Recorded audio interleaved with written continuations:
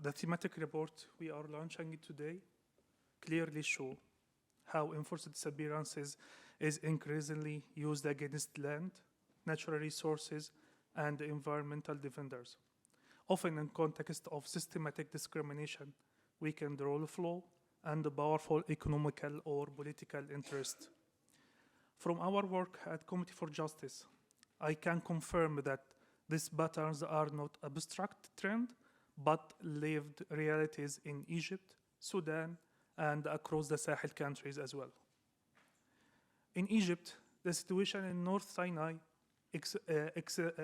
examples of these issues. Our documentation show that enforced disappearances has been systematically linked to the forced displacement of entire communities in Rafah and Sharm el-Sheikh and Sheikh Zayed as a part of this so-called buffer zone and the military operations. According to our joint work with Sinai Foundation for Human Rights, more than 100,000 people have been displaced and documenting the demolition of at least 12,000 buildings and thousands of hectares of farmland between 2013 and 2020. At CFJ, we have documented cases of individuals who were forcibly disappearant because their work documenting the violence against the indigenous people in North Sinai, again against the forcibly displaced and accused of supporting armed groups simply for being present in the conflict zone. One striking example is the human rights defender Ahmed Hamza, who has been missing for 1 year now.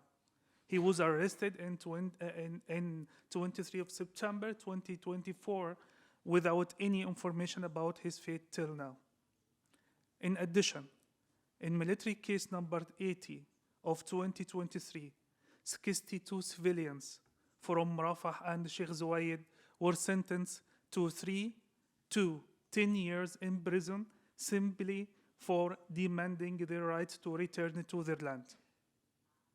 This aligns with what the report described branding local communities and defenders as a terrorism or anti-development to justify enforced disappearances, forced displacement, and repression. In Sudan, since the outbreak of the conflict in April 2023, enforced disappearances has escalated dramatically.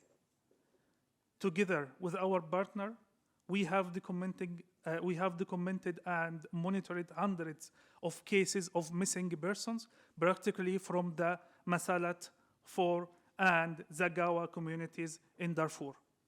These groups were defending their land and resources for forced siege and displacement, and they become targeting of killing, kidnapping, and enforced disappearances. In these cases, the absence of a state didn't mean safety, it meant silent approval of what was happening.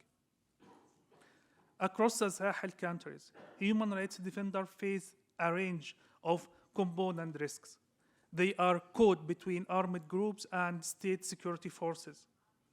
In areas rich in natural resources, but with weak state institutions, communities that speak out against the unfair use of their land and resources are often met with threats, kidnapping, and disappearances, while these responsible go unpunished.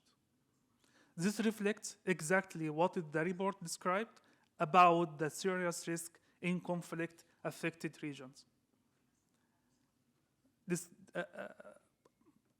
The report sets out the patterns clearly: stigmatizations of defenders, complicity of state authorities, and structural impunity. From our work in Egypt, Sudan, and Sahel, we see exactly the same. What is needed now is not only recognition, but action.